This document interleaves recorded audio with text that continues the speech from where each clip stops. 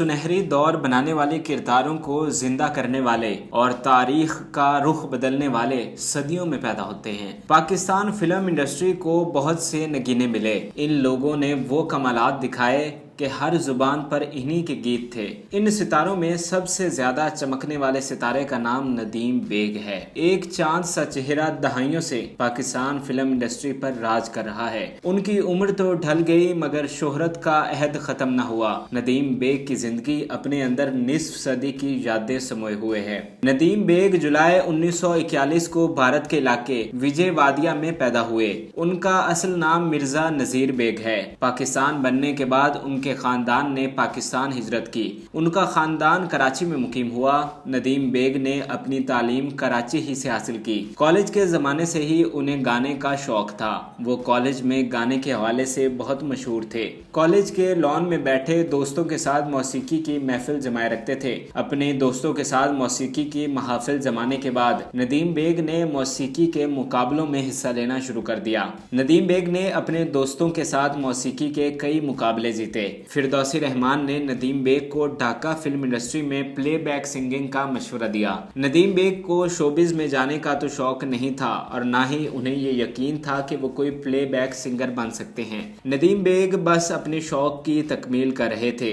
Nadeem bag Dhaka जरूर गए लेकिन वहाँ वो शो में नगमे वगैरह गाया करते थे। खूबरू नकूश के मालिक नदीम बेग की सुरीली आवाज ने लोगों को मुतासर करना शुरू कर दिया था। नफासत और शराफत इब्तदाही से नदीम बेग की शख्सियत का हिस्सा रही। नदीम बेग की मुलाकात लॉलीवुड के प्रोड्यूसर कैप्टन एहतशाम से हुई। मुलाकात के बाद दोनों में दोस्ती हो गई। नदीम बेग ने 1965 में एक फिल्म के लिए बतौर प्लेबैक सिंगर अपना पहला गाना रिकॉर्ड करवाया। बतौर प्लेबैक सिंगर नदीम बेग को इतनी पजीराई न मिल सकी। 2 और फिल्मों के लिए नदीम बेग ने गाने गाए लेकिन वो गाने शामिल ही नहीं किए गए। कैप्टन एहतशाम अपनी नई फिल्म चकोरी बना रहे थे। गानों की रिकॉर्डिंग्स हो रही थी। एक दिन नदीम बेग भी स्टूडियो गाना सुनने के लिए गए। यहाँ से नदीम बेग की जिंदगी का रुख बदलना शुरू होता है। एहतशाम ने जिस प्लेबैक सिंगर को गाने के लिए बुलवाया था, जब उसने गाना शुरू किया तो उसकी आवाज उन्हें पसंद न आई। एहतशाम ने नदीम बेग से कहा कि जाओ तुम गाओ। नदीम बेग इस पर हैरान हो गए कि मैं किस तरह गाऊं? मैं तो गाना सुनने आया हूँ और ना ही मेरी इससे पहले कोई तैयारी है। मैं नहीं गा सकता। काफी देर के बहसो मुबाहिसे के बाद नदीम बेग गाना गाने के लिए राजी हो गए। नदीम बेग के बकौल उनकी टांगें कांप रही थी। नदीम बेग ने वो गाना तो गा दिया लेकिन इसके बाद उनके साथ इससे भी ज्यादा हैरानकुन वाकया होने वाला था जिसका उन्हें बिल्कुल अंदाजा नहीं था। कैप्टन एहतशाम ने नदीम को कहा कि तुम इस फिल्म के हीरो का किरदार अदा करो। नदीम ये ऑफर सुनकर हक्के बक्के रह गए। उनके वहमो गुमान में भी नहीं था कि उन्हें ऐसी ऑफर भी हो सकती है। दूसरी तरफ उन्हें अदाकारी का ना ही शौक था और ना ही उन्होंने अदाकारी सीखी थी। वो तो बस फिल्मों में अपने शौक को पूरा करने के लिए गाया करते थे। नदीम बेग ने इस ऑफर को रद्द कर दिया और कहा कि ना ही उन्हें अदाकारी आती है और ना ही उन्हें कोई शौक है। दूसरी तरफ एक वजह और भी थी कि उनकी मार्केटिंग में जॉब हो चुकी थी। नदीम बेग को यह खदशा था कि फिल्म में तो वो कैरियर नहीं बना सकते और उनकी ये नौकरी भी चली जाएगी। लिहाजा नदीम बेग ने इस ऑफर को साफ साफ रद्द कर दिया। कुछ दिनों बाद कैप्टन एहतशाम फिर से नदीम बेग मिले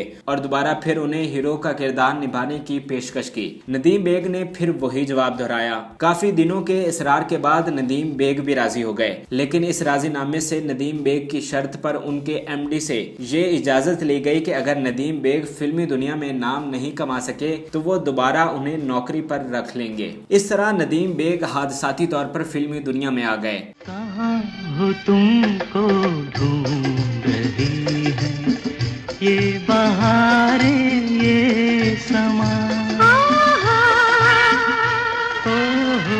और जो गाना उन्होंने हादसाती तौर पर किसी और हीरो के लिए रिकॉर्ड करवाया था वो भी उन्हीं पर अक्सबंद हुआ। नदीम बेग को जिस रोज शूटिंग के लिए जाना था वो सारी रात सो नहीं सके थे। उन्हें समझ नहीं आ रही थी कि वो खुश हों या परेशान। जो स्क्रिप्ट उन्हें दिया गया था सारी रात वो उसी को याद करते रहे और इम्तिहान की तरह उसे पूरा रट्टा लगाया। फिल्म की शूटिंग शुरू हो गई। नदीम की हीरोइन शबाना थी। शूटिंग मुकम्मल होने के बाद रिलीज से पहले जब नदीम बेग स्टूडियो में फिल्म देखने के लिए गए तो अपनी अदाकारी देखकर बहुत शर्मिंदा हुए। नदीम बेग को लगा कि उन्होंने बहुत बुरी अदाकारी की है। उनकी ये फिल्म जब उनके दोस्त और घर वाले देखेंगे तो बहुत मजाक उड़ाएंगे और उनकी बहुत बदनामी होगी। नदीम बेग ने सोचा कि उनसे बहुत बड़ी गलती हो गई है, उन्हें फिल्म में काम नहीं करना चाहिए था। नदीम बेग तो कुछ और सोच रहे थे मगर किस्मत में उनके लिए एक लाजवाल शोहरत लिखी थी। फिल्म चकोरी 1967 को ढाका में रिलीज हुई। इस फिल्म की कास्ट चूंकि ना तजर्बाकार थी इसलिए मगरबी पाकिस्तान में इस फिल्म को खरीदने के लिए कोई तैयार नहीं था। सबके नजदीक ये एक मामूली सी फिल्म थी जो शायद अपना बजट भी मुश्किल से पूरा कर सकेगी। हैरत की बात यह है कि इस फिल्म के हवाले से सभी के अंदाजे मनफी थे। खुद फिल्म का हीरो इस फिल्म की कामयाबी की तवक्को नहीं रखता था बल्कि इसे अपनी सबसे बड़ी गलती समझ रहा था। लेकिन जब यह फिल्म सिनेमा घरों की जीनत बनी तो फिल्मी दुनिया की तारीख ही बदल गई। नदीम बेग को जब बताया गया कि उनकी फिल्म हिट हो गई है तो उन्होंने यकीन नहीं किया और कहा कि मेरा दिल रखने के लिए ये ऐसा कह रहे हैं। ऐसी बेकार अदाकारी वाली फिल्म कैसे हिट हो सकती है। लेकिन जब हर तरफ इस फिल्म की तारीफें शुरू हुई तो नदीम बेग ने आखिरकार यकीन कर ही लिया। इब्तदाई तौर पर यह फिल्म ढाका में चलती रही लेकिन ये फिल्म मकबूल होने लगी तो इसे मगरबी पाकिस्तानी सिनेमा में भी लाया गया। नदीम बेग की पहली फिल्म चकोरी को बहुत शोहरत नसीब हुई। ये फिल्म 81 हफ्तों तक सिनेमा घरों की जीनत बनी रही।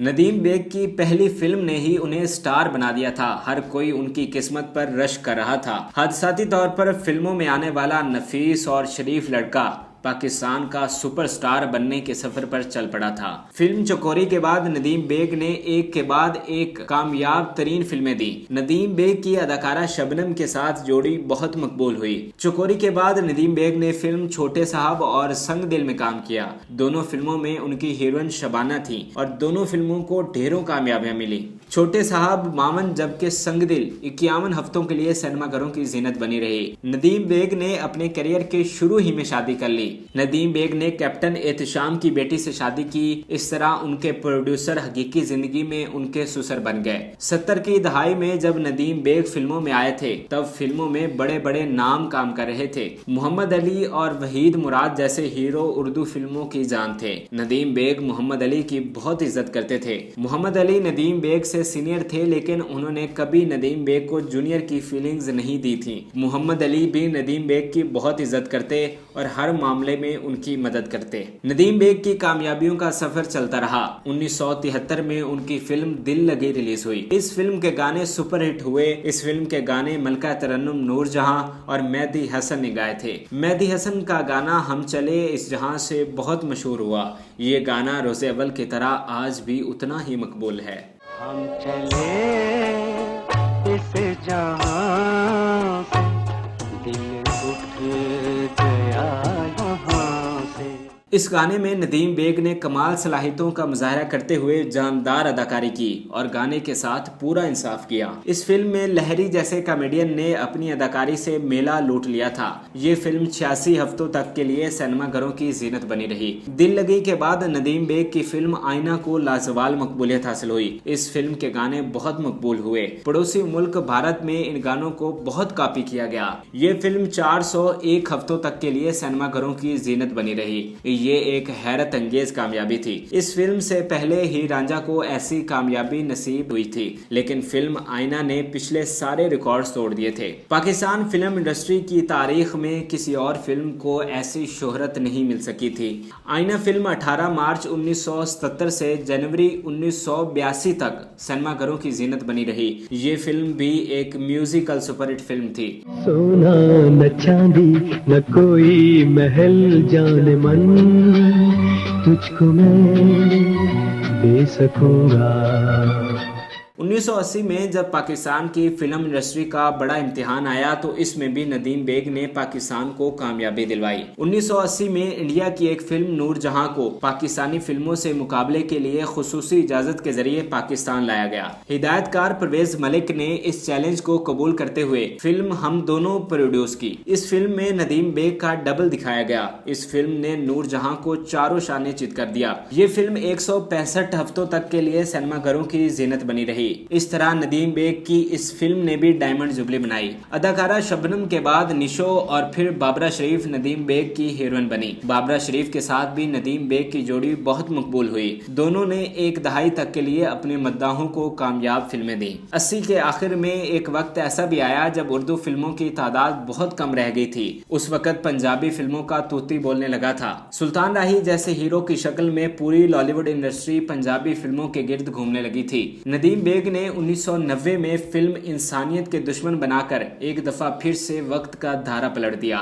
इस फिल्म की वजह से एक बार फिर उर्दू फिल्में बनना शुरू हुई। नदीम बेग 50 साल से पाकिस्तान फिल्म इंडस्ट्री की खिदमत कर रहे हैं। कई अवार्ड्स नदीम बेग के नाम रहे हैं। पाकिस्तान की फिल्मी दुनिया की तारीख में 24 फिल्मों को डायमंड जुबली नसीब हुई है, जिसमें से 10 फिल्में नदीम बेग की हैं। नदीम बेग ने पूरी दुनिया में पाकिस्तान के नाम को रोशन किया है। भारत जिस पाकिस्तानी हीरो को सबसे ज्यादा कॉपी करता था वो नाम नदीम बेग का है। नदीम बेग की फिल्मों के गाने, उनका हेयर स्टाइल, उनकी फिल्मों के सीन्स हमेशा से भारत ने कॉपी किए। नदीम बेग कराची में अपनी फैमिली के साथ रिहाइश पजीर हैं। पाकिस्तान फिल्म इंडस्ट्री के लिए उनकी लाजवाल खिदमात पर हम उन्हें खैराज तहसीन पेश करते हैं। अल्लाह ताला उन्हें लंबी उम्र